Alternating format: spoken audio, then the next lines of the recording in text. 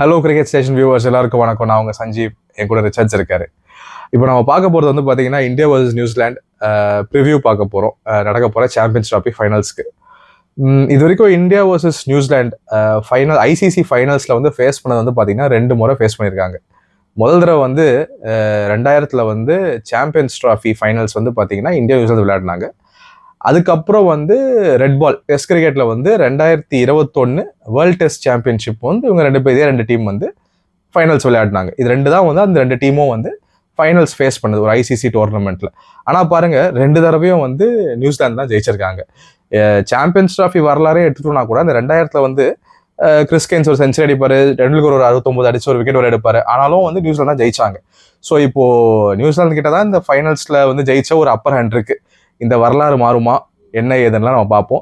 Richards first இந்தியாவை பற்றியே போயிடலாம். நல்ல இன்ட்ரடக்ஷன் நான் வந்து கொடுத்துட்டேன். பட் இந்தியன் டீமை பற்றி நீங்கள் என்ன நினைக்கிறீங்க? இப்போ அந்த அதே 4 ஸ்பின்னரோட தான் போவாங்களா?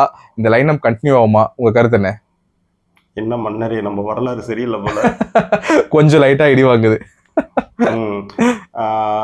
இந்தியாவை பொறுத்த வரைக்கும் பாத்தீங்கன்னா இப்ப வந்து இன்னொரு புது விக்கெட் ஏதாவது கொடுக்க போறாங்களா என்னன்னு தெரியாது நமக்கு ஃபைனலுக்கு. அப்படியே கொடுத்தா கூட இவங்க 4 ஸ்பின்னரோட தான் வந்தாங்க. ஏன்னா போன மேட்சுக்கும் வந்து பாத்தீங்கன்னா செமிஃபைனல்ல வந்து ஆஸ்திரேலியா கூட ஒரு புது பிச் தான் கொடுத்துருந்தாங்க.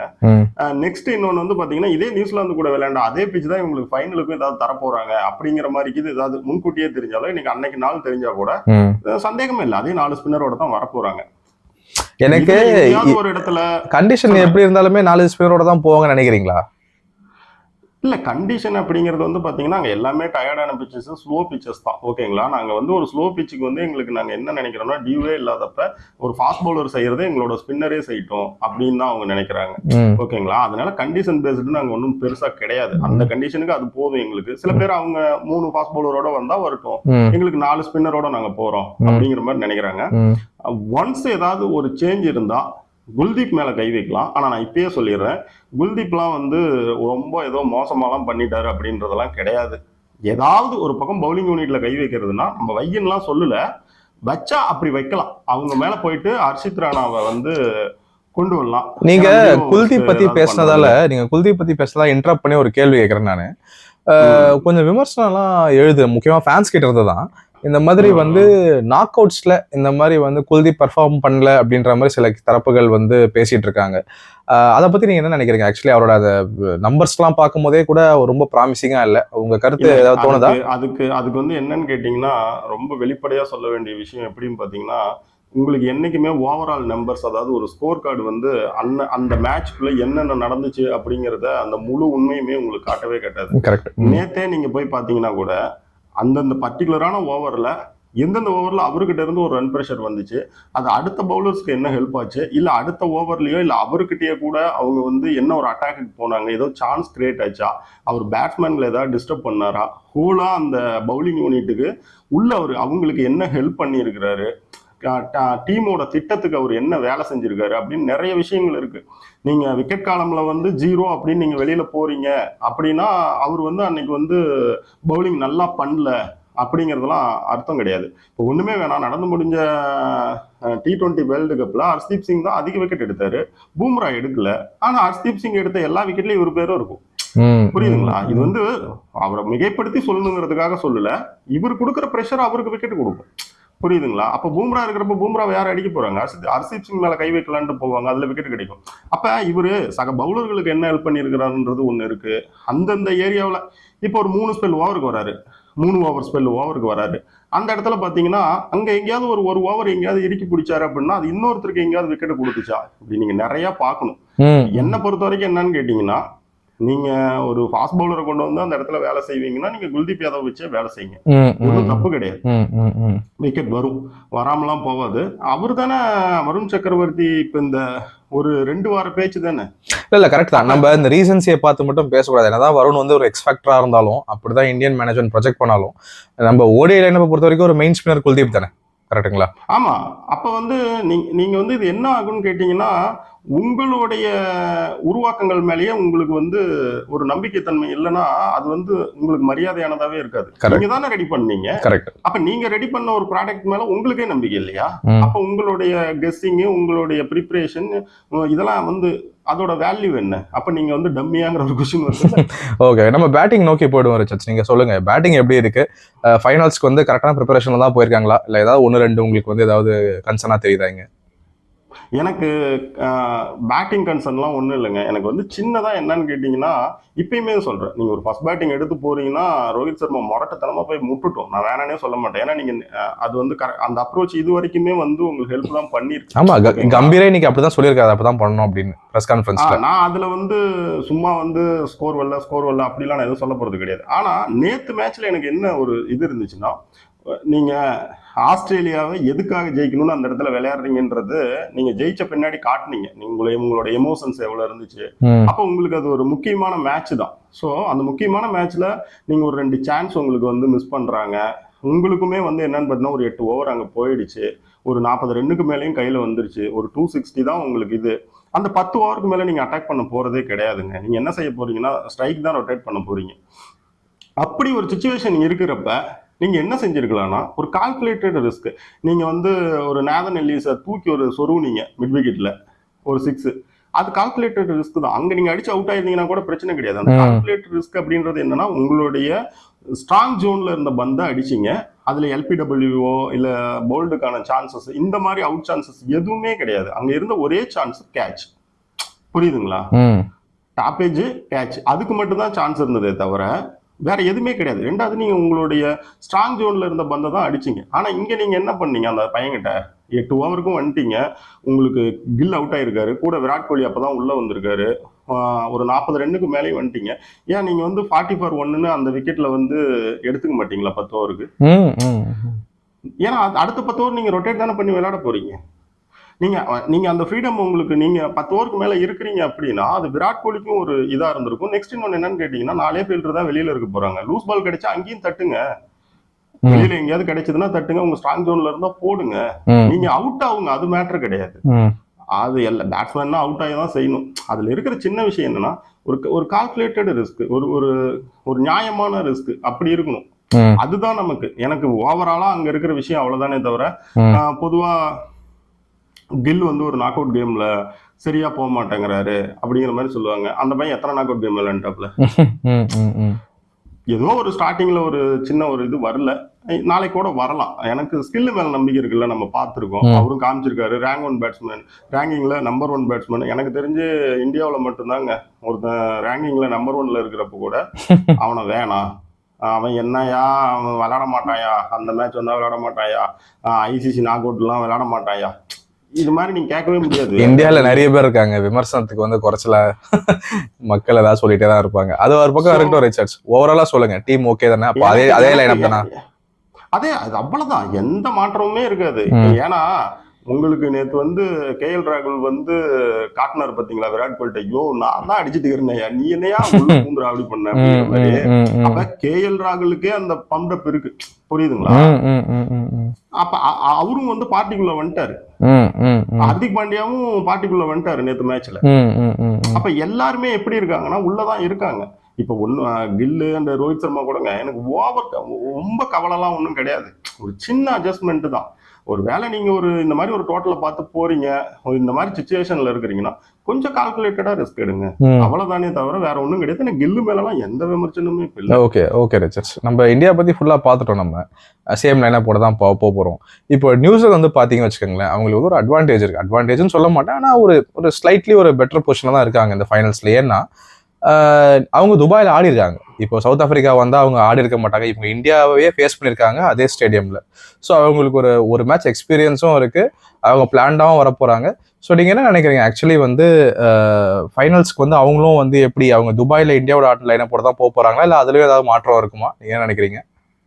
அதாவது அவன் அடிச்சதுக்கு ஏண்டா நீ என்ன அடிச்ச அப்படிங்கிற மாதிரி ஸ்ரீலங்காவில் போயிட்டு இவங்க ஒரு 2 மேட்ச் இருக்க டெஸ்ட் சீரீஸ்ல செம்ம அடி வாங்கிட்டு நியூசிலாந்து போனாங்க. போயிட்டு ஹோம்ல உட்காந்து அடுத்து இந்தியா கூட என்ன பண்ணலாம் அப்படிங்கிறதுக்கு ஒரு திட்டம் ரெடி பண்ணிட்டு வந்து இந்தியாவை ஹோம்ல வச்சு 3-0 அடிச்சுட்டு போயிட்டாங்க. அப்ப அவங்க வந்து என்னன்னா, ஏற்கனவே இந்த கண்டிஷனுக்கு வந்துட்டோம், உங்ககிட்ட தோத்துருக்கோம், இந்த மேட்ச்ல நாங்க என்னென்ன தப்பு பண்ணிருக்கோம், நிச்சயமா நான் சொல்றேன் கிவிஸ் உட்காந்து டேபிள்ல ஒர்க் பண்ணிட்டு தான் வருவாங்க, சும்மாலாம் வரமாட்டாங்க. எனி டீம் அப்படிதான் வருவாங்க. பட் இவங்க இல்ல நான் என்ன சொல்றேன்னா இவங்க அதுக்கே பேர் போன ஒரு கோஷ்டி, புரியுதுங்களா? அப்படி சொல்றீங்க. ஓகே. அவங்க அவங்க அந்த வேலையை வந்து ரொம்ப நல்லா செஞ்சுட்டு தான் வருவாங்க. ஏன்னு கேட்டீங்கன்னா அவங்க உங்க கூட இதே கண்டிஷன்ல விளையாடு ஒரு மேட்ச் தோத்துட்டாங்க, இப்ப தோத்துருக்காங்க. ஓகேங்களா? அதனால நீங்க நிச்சயமா ஏதாவது அவங்க கிட்ட எதிர்பார்க்கலாம். இன்னொன்னு என்னன்னு பாத்தீங்கன்னா வில்லிங் தான் வந்து செமிஃபைனல்லையும் வந்திருக்காரு, செமிஃபைனல்லையும் வின்னும் பண்ணியிருக்காங்க, அவர் சரியா விளையாடலன்னா கூட. ஸோ அதனால வந்து என்னன்னு பாத்தீங்கன்னா ஃபைனலுக்கு வந்து மறுபடியும் கான்வேவை தூக்கிட்டு வருது அந்த மாதிரியான ஒரு எல்கேஜி வேலைலாம் செய்ய மாட்டாங்க. ஏன்னா அப்படியெல்லாம் பண்றது சரியில்லை. கண்டினியூவா அவங்க வந்து வில்லிங்க வந்து சப்போர்ட் பண்ணுவாங்கன்னு நான் நினைக்கிறேன். ஸோ வந்து அவங்களுடைய டீம்லயுமே பாத்தீங்கன்னா பெரிய எந்த சேஞ்சஸுமே இருக்கிறதுக்கான சான்சஸே கிடையாது. அவங்க கிட்டே நீங்க பாத்தீங்கன்னா ரச்சின் ரவீந்திரா கேமுக்குள்ள வந்து அவங்களே 4 ஸ்பின்னர் தாங்க. கண்டிப்பா கண்டிப்பா ஸ்பின்னர் தான். ஆனா ஒரு பேச்சுக்கு என்னன்னு கேட்டீங்கன்னா அங்க வந்து ஒரு அவங்களுமே வந்து எப்படின்னு பாத்தீங்கன்னா பாகிஸ்தான் மாதிரி தான், ஒரே ஒரு ஸ்பின்னரை நம்பி தான் இருப்பாங்க. ஆனா வந்து அவங்களுடைய ஃபீல்டிங்கு அண்ட் அவங்களுடைய கேம் பிளானு இதெல்லாம் என்ன செய்யும் அப்படின்னு பாத்தீங்கன்னா அவங்களுடைய ஒரு பார்ட் டைமரு கூட இதெல்லாம் நல்ல ஒரு ஹெல்ப் பண்ணி கொடுக்கும். அதனால வந்து அவங்க கொஞ்சம் அந்த ஒரு சாதாரண ஒரு பார்ட் டைமர்ல இருந்து இன்னும் கொஞ்சம் வேற மாதிரி தெரிவிப்பாங்க நமக்கு அவங்க ஃபீல்டுக்குள்ள இருக்கிறப்ப. ஸோ இந்தியா எதையும் மாத்திக்காதுங்கிறது தான் 99%. அதே மாதிரி நியூசிலாந்துமே வந்து பாத்தீங்கன்னா எதையுமே அவங்களும் பெருசா மாத்திக்கிட்டுலாம் வரமாட்டாங்க. ஆனா பட் வந்து தோத்த மேட்ச்ல அவங்க என்னென்ன தப்பு செஞ்சிருக்காங்க, எந்த இடத்துல அவங்க ஒர்க் பண்ணா சரியா இருக்கும், இன்னும் இண்டிவிஜுவலா இந்தியன் பேட்ஸ்மேனுக்கு யாருக்காவது வந்து அவங்க பிளானை மாத்தணுமா, வருண் சக்கரவர்த்தி மாதிரி ஒரு ஆளுக்கு என்ன செஞ்சா சரியா இருக்கும் அப்படின்ட்டு அவங்க பேட்டிங் அண்ட் பவுலிங்ன்ட்டு எல்லா பக்கமுமே ஒர்க் பண்ணிட்டு தான் வருவாங்க. இந்த இடத்துல தான் நாம இன்னும் கொஞ்சம் பிரில்லியண்டா இருக்கும். ரெண்டு டீமோட திங்க் டேங்குமே ப்ராப்பரா தான் யோசிச்சுட்டு வருவாங்கன்னு நம்புவோம். ஒரு எக்ஸைட்டிங் கான்டெஸ்ட் வந்து இன்னும் நம்மளுக்கு வந்து வெயிட் பண்ணுதுன்னு வந்து நம்ம எதிர்பார்ப்போம். மேட்ச் எப்படி போகுதுன்னு பார்ப்போம் ரிச்சர்ட்ஸ். இதுல இன்னொன்னு என்னன்னு கேட்டீங்கன்னா நம்ம இந்த பார் ஸ்கோர் எவ்வளவு இருக்கும் அப்படிங்கிற மாதிரியுமே பேசிடலாம். பொதுவா வந்து பாத்தீங்கன்னா துபாயை பொறுத்த வரைக்கும் இப்ப வந்து 275 யார் கையில இருந்தாலும் அவங்க கேமை வின் பண்றதுக்கு நல்ல வாய்ப்பா இருக்கு. 275 நல்ல பார் ஸ்கோர் தான். ஆமா, அதுதான் ஒரு பார் ஸ்கோரா இருக்குது. இந்த இந்த பாஸ் ஸ்கோருக்கு உங்களால் வந்து கையில் கிடைச்சி நீங்கள் போவீங்க அப்படின்னா ஃபர்ஸ்ட் பேட்டிங் எடுத்து நீங்கள் போவீங்க அப்படின்னா சக்ஸஸ் பண்ண முடியும். டாஸ் வின் பண்ணால் ஃபர்ஸ்ட் பேட்டிங் பண்ணக்கூடாது அப்படின்லாம் ஒன்றும் கிடையாது. ஏன்னா ஒரு ஸ்லோ பிச்சில் எப்பயுமே பார்த்தீங்கன்னா டக்குன்னு வெயில் அடிக்கிறப்ப தானே விளையாடுவாங்க.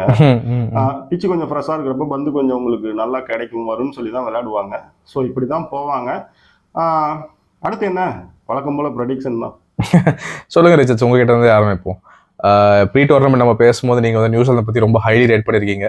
நீங்கள் என்ன நினைக்கிறீங்க? ஆக்சுவலி நியூசிலாந்து நல்ல சான்ஸ் இருக்கா இல்லை இந்தியா தானா?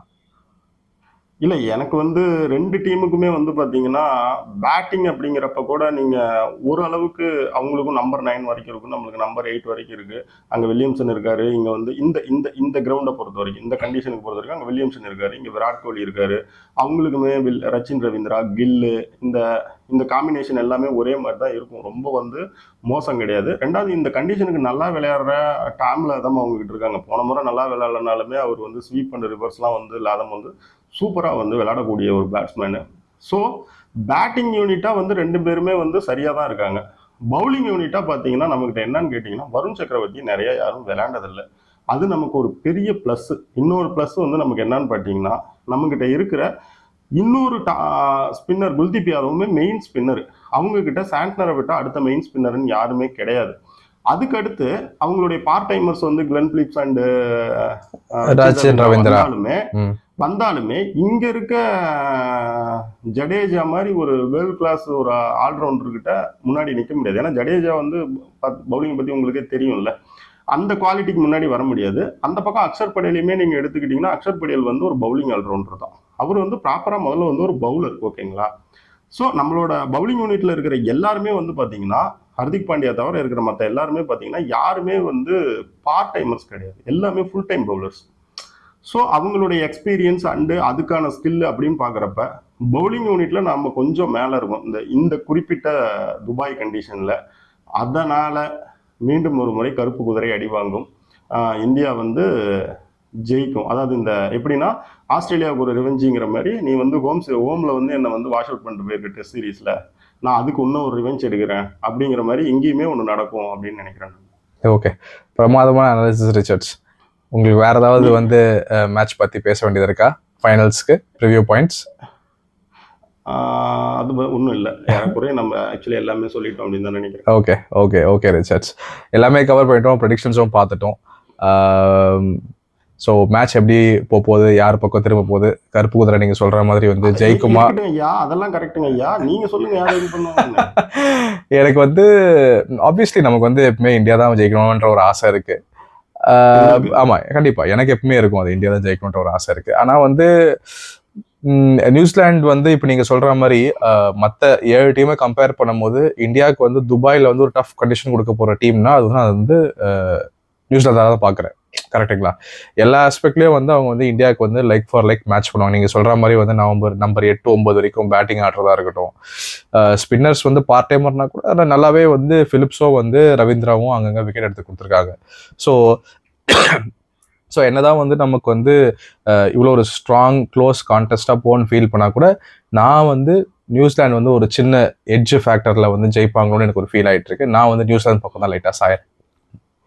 இந்தியா வந்து ஃபேவரட்டான டீமா இருந்தாலும் நான் வந்து எனக்கு என்னமோ நியூசிலாந்து தான் ஜெயிக்கும்னு ஒரு அடி மனசுல தோணுது. வேற ஒன்றும் எப்படின்னா நான் வந்து மனக்குரலை மதிக்கிறேன் அப்படிங்கிற. ஆமா ஆமா கண்டிப்பா கண்டிப்பா. எனக்கு வந்து என்னதான் வந்து நம்ம இந்த சொல்லுவாங்கல்ல, ஹார்ட் வந்து இந்தியாவுக்கு சொல்லுது ஆனா வந்து மைண்ட் வந்து நியூசிலாந்து கிட்ட போகுது. அந்த மாதிரிதான் எனக்கு வந்து ஃபார் சம் ரீசன் எனக்கு வந்து நியூசிலாந்து தான் இன்னைக்கு கப் அடிப்பாங்கன்னு தோணுது. பட் பார்ப்போம், நான் வந்து இந்தியா வந்து ஜெயிச்சு தான் சந்தோஷம் தான் பட போறேன். ஸோ பொறுத்திருந்து பார்ப்போம் Richards. Thank you Sanju. Thank you viewers.